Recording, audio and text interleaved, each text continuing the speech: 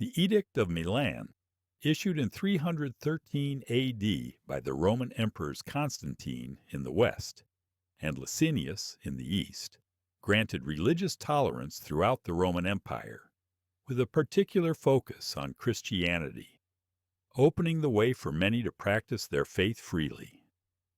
In essence, the Edict of Milan was a foundational moment in the transition from pagan Rome to Christian Rome.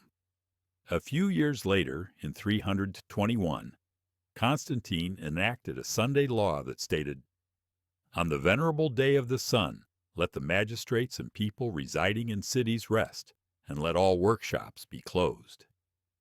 Constantine's Sunday law was the first civil legislation in Roman history to designate Sunday as a day of rest. His Sunday law marked a pivotal step in the integration of Christianity into Roman civil life. However, Sunday was already associated with the sun god in Roman culture. Over time, scholars believe Constantine's Sunday law was also motivated by a political desire within his power struggle. Also, some Christians had already begun gathering on the day of Christ's resurrection to avoid anything Jewish, and Constantine's law aligned with this practice, giving Sunday a more formal civil status. The First Council of Nicaea, held in 325 AD, was the first ecumenical council of the Roman Christian Church, convened by Emperor Constantine in the city of Nicaea, now modern-day Iznik, Turkey. The purpose was to establish unity in Christian doctrine across the Roman Empire and prevent division that threatened the empire's stability. There were a few key outcomes. The council formulated the original version of the Nicene Creed, affirming that Jesus is of the same essence as the Father, fully divine and eternal. The council agreed to separate the celebration of Easter from the Jewish Passover and established a uniform date. Although the exact methods would evolve, it addressed various church governance and disciplinary issues, including the authority of bishops. Was there a significant theological debate in Christianity at this time? Is that the reason Constantine convened the council? Yes, there was significant theological debate and doctrinal development in Christianity from around 100 AD to the 300s. This period was marked by intense discussions, disagreements, and clarifications of core beliefs as the early church worked to define its identity amid persecution, heresies, cultural diversity, the influence of philosophical ideas, and the desire to avoid Jewish and ancient Hebrew thought due to anti-Semitic attitudes. The New Testament was not fully compiled or universally agreed upon until the late 4th century. Therefore, they lacked a universally accepted Bible or creed. Local churches varied in their teachings and practices, leading to conflict or confusion across Greek, Roman, African, and Eastern regions. The Church in the Roman Empire had to respond to a wide range of alternative teachings as well. So Constantine convened the council to solidify his power base. The significance of the Council of Nicaea was twofold. First, it was a landmark moment in church history, marking the first time imperial power was used to settle theological disputes. It also set a precedent for imperial involvement in church affairs and laid the foundation for Orthodox Christian doctrine. In short, the First Council of Nicaea was a pivotal event that shaped the core beliefs of Christianity and unified the church under imperial authority and doctrinal clarity as it was perceived at the time. A few decades later, the Council of Laodicea, approximately 30 years after Constantine died in 337, convened under the reign of Emperor Valens. This was shortly after a war between the Roman Empire and Persia, marking a period of significant changes in the Roman Christian Church, including the regulation of worship practices. The regulations established during the synod aimed to maintain order and promote a unified Christian practice. So the Council of Laodicea played a crucial role in shaping the format and conduct of church services? Yes.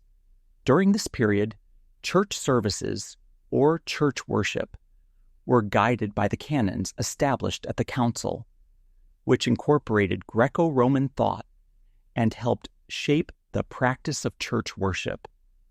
The council outlined specific liturgical practices, such as Canon 29, which emphasized Sunday as the primary day of worship instead of Saturday, advising Christians to rest on the Lord's Day whenever possible and discouraging rest on the seventh-day Sabbath, rooted in the teachings of the Tanakh.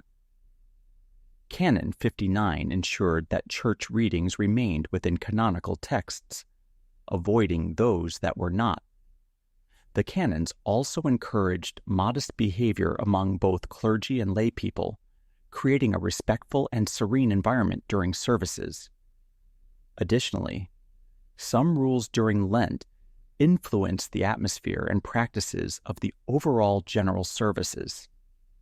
The celebration of the Holy Week, Christmas, and other Christian holidays was formalized later, drawing from various traditions and church authorities to create the holidays we recognize today. So, from the days of the apostles up to this point, gatherings, which we today refer to as services, were informal and often held in homes. They focused on prayer, scripture reading, communal meals, agape feasts, and breaking bread and sharing the cup of the covenant of Christ. We can't leave out the treatment of nonconformers. In early centuries, heresy was addressed through debates, councils, and excommunication, but enforcement was inconsistent due to dependence on secular rulers. In the early Middle Ages, heresy was given a new definition, going against the Roman Church. It was less common because the Roman Church was powerful, and Western Europe was divided after the fall of Rome. Dissenting groups, like the Donatists in North Africa, were suppressed through a mix of theological arguments and occasional imperial force. The Church concentrated on strengthening doctrine and converting pagan communities, with heresy often dealt with locally by bishops. Heresy grew during the High Middle Ages as increasing literacy, trade, and social mobility prompted groups to question church wealth, corruption, and doctrine. The Roman Church also formalized mechanisms to combat heresy. Trials involved interrogation, confession, and for the unrepentant, penalties like imprisonment or execution by burning at the stake, for example. The Crusades combined military force with religious suppression, which reflected the Church's willingness to use violence to protect orthodoxy. Here's a quick recap and timeline after the Apostolic Period. First, there was a period marked by intense debate, followed by the emperor's enactment of the Edict of Milan, which granted religious tolerance, followed by Constantine passing a Sunday law. Next, the First Council of Nicaea established unity in Roman Christian doctrine, followed by the Council of Laodicea, which introduced a structured liturgy, defined roles for clergy, and emphasized the importance of Sunday worship. After that, the Roman state church underwent significant development during the Middle Ages, from the 5th to the 15th centuries, including the emergence of formal liturgies, the widespread use of Latin in services, and the establishment of the Mass. And the Roman Church formalized mechanisms to combat nonconformers. However, during the Reformation of the 16th century and the rise of Protestantism, there was a shift toward vernacular languages, an emphasis on preaching and congregational participation, as well as the introduction of hymns and simplified services. But the core service continued in Greco-Roman fashion.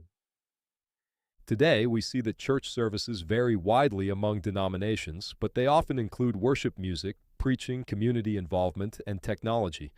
However, this is quite different from the gatherings in the Apostolic Period.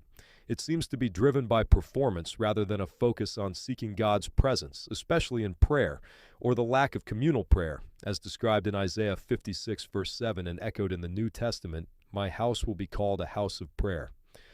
Roman influence has still not been reversed, allowing us to return to our roots. Here's the question to ponder. Do we want to?